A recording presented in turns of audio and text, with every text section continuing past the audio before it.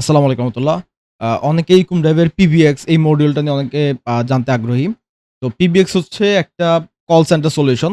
But ইকোম ড্রাইভে এটা একটা ইন্টিগ্রেটেড সলিউশন। মানে আপনি ড্যাশবোর্ড থেকে হচ্ছে কল দিতে পারবেন, কাস্টমারের সাথে কমিউনিকেশন করতে পারবেন। এটা খুবই ইন্টারেস্টিং কারণ আপনাকে অন্য প্যানেলে যেতে হয় না। আর সবচাইতে বড় বিষয় যেটা, আপনি একটা কাস্টমার আমি যদি একটু লাইভ দেখাই যে আমি একটা কাস্টমারের প্রোফাইলে ঢুকলাম। আ উনি যদি ইনস্ট্যান্ট কল দেয়, মানে কল যদি আসে, আমি কিন্তু অলরেডি জানতে পারি যে ইকোম ড্রাইভের সাথে উনার ইন্টারেকশনটা আসলে কি? উনার অলরেডি কতবার মানে অর্ডার করেছে এবং ক্যানসেল করেছে না আ ডেলিভারি নিয়েছেন, এই বিষয়গুলো দেখতে পারি। সাথে আমরা কিন্তু কুরিয়ার রেটিংসটাও দেখতে পারি। অর্থাৎ কোন কাস্টমার যদি আমাদেরকে পিবিএক্স এ কল দেয় ইকোম ড্রাইভের প্যানেলে, আমরা কিন্তু সেই কাস্টমারের কুরিয়ার রেটিংস এবং ইকোম ড্রাইভের যে অর্ডার হিস্ট্রি আছে, এটা আমরা দেখতে পাই। এবং উনি কি অর্ডার করেছেন এই সমস্ত ডিটেইলস কিন্তু আমরা একদম এক ক্লিকেই আমরা এখান থেকে দেখতে পারি ফুল ডিটেইলসে। এছাড়া আমি অর্ডার ইউআই থেকেও কিন্তু অর্ডার ডিটেইলসটা ওপেন করা যায়। তো এটা খুবই ইন্টারেস্টিং যে আমরা একটা জায়গা থেকে আমরা অর্ডারটা দেখতে পারি। এছাড়া যদি রেকর্ডিং এর কথা বলি, এই কাস্টমারের সাথে আমাদের কি কথা হয়েছে, সব কিন্তু আমরা এই প্যানেলের মধ্যেই দেখতে পারি। যেহেতু এটা ক্যানসেল করেছে অর্ডারটা মানে কোন কল রেকর্ড নাই। বাট কল রেকর্ড থাকলে এটা পিবিএক্স কল হিস্ট্রি এই সেকশনেই শো করত।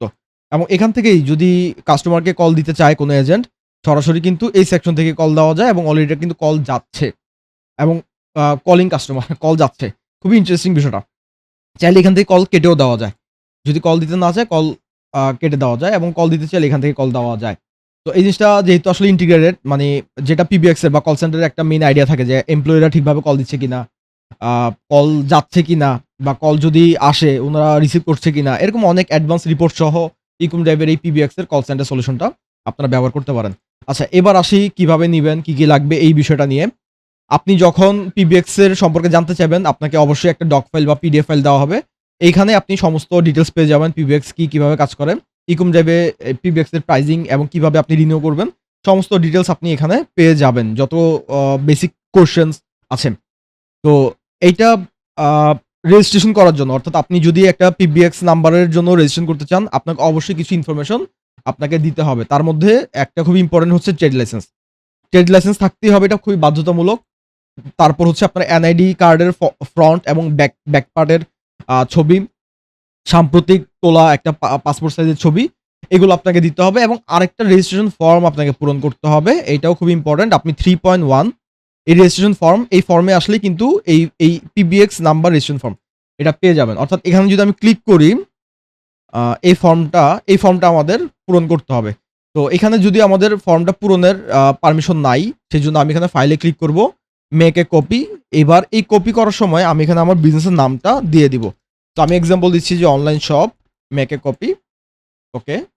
তো এটা আমাদের আর কাজ নাই। আমরা হচ্ছে নতুন করে একটা কপি করে নিলাম যে ফর্মটা আমাদের প্রয়োজন। যদি ছবিটা অ্যাটাচ করতে ইস্যু হয়, ছবি অ্যাটাচ করাটা খুব বেশি ডিফিকাল্ট না। আমি একটু দেখাই। ডকুমেন্টস আমি ধরুন আমার ছবিটা আমি কপি করলাম, কন্ট্রোল সি দিয়ে কপি করলাম।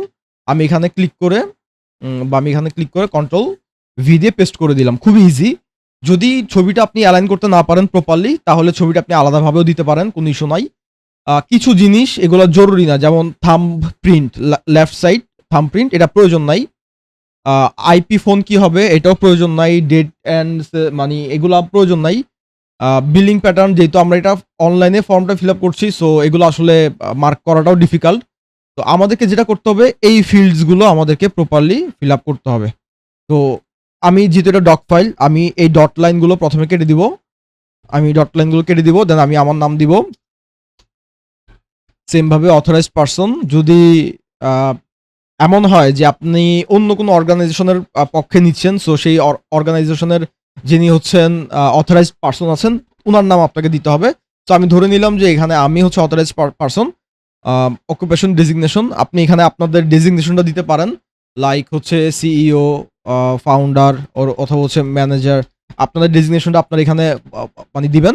দেন হচ্ছে ইমেইল অ্যাড্রেসটা দিবেন। আমি এখানে আমার ইমেইল অ্যাড্রেসটা দিয়ে নিলাম। উম আমার ইমেইল অ্যাড্রেসটা আমি দিয়ে দিলাম। আপনারা এইভাবে হচ্ছে ইমেইল অ্যাড্রেসটা ফিল আপ করে নিবেন। কনট্যাক্ট নাম্বার দিবেন 02154970। দেন হচ্ছে ডেট অফ বার্থ, আপনার এনআইডি কার্ডের যে number, father's name, mother's name যা প্রয়োজন, পার্মানেন্ট অ্যাড্রেস এগুলো প্রয়োজন, এগুলো দিবেন। আ এখানে আপনাদেরকে কিছু করতে হবে না। যেহেতু সিগনেচারটা আপনি ফর্মে দিতে পারবেন না। এটা যদি খালি থাকে নো ইস্যু। এটাও আসলে খুব বেশি ইম্পোর্টেন্ট না।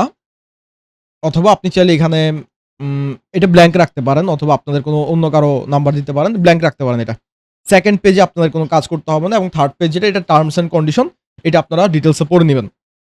এই সবকিছু হয়ে গেলে আপনারা সরাসরি হচ্ছে শেয়ার থেকে registration anyone with the link এটাকে আপনি ভিউ পারমিশন দিয়েও কিন্তু আপনি চাইলে এই কপি লিঙ্কটা সাপোর্ট গ্রুপে দিতে পারেন এবং সাপোর্ট গ্রুপে এই লিঙ্কটার সাথে আপনাদেরকে হচ্ছে পাসপোর্ট সাইজের ছবি যদি আপনি ফর্মে দেন সেক্ষেত্রে আলাদাভাবে ছবির প্রয়োজন হয় না। বাট যদি আপনি ফর্মে ছবি দিতে না পারেন আপনাকে আলাদাভাবে পাসপোর্ট সাইজের একটা ছবি দিতে হবে। এনআইডি কার্ডের ফ্রন্ট এবং ব্যাক পার্টের ছবি দিতে হবে। ট্রেড লাইসেন্সের একটা কপি আপনাকে অবশ্যই দিতে হবে। সবকিছু দেওয়ার পর আমরা প্রসেস শুরু করব। ১ থেকে ৩ দিনের মধ্যে নাম্বারের রেজিস্ট্রেশন করা, সেটআপ করে দেওয়া এবং আদার্স যা প্রসিডিউর আছে আমরা সবকিছু ১ থেকে ৩ দিনের মধ্যে করে দিব। তো ধন্যবাদ যারা পিবিএক্স নিতে যাচ্ছেন। আপনারা এই ফর্মটা অবশ্যই ভালোভাবে পড়বেন। এই ডকুমেন্টেশনটা অথবা পিডিএফটা ভালোভাবে পড়বেন এবং যা প্রয়োজন আপনারা সবকিছু একসাথে করেই হচ্ছে সাবমিট করে দিলে আমরা খুব দ্রুতই আপনার নাম্বারের জন্য প্রসিডিউরটা শুরু করতে পারব।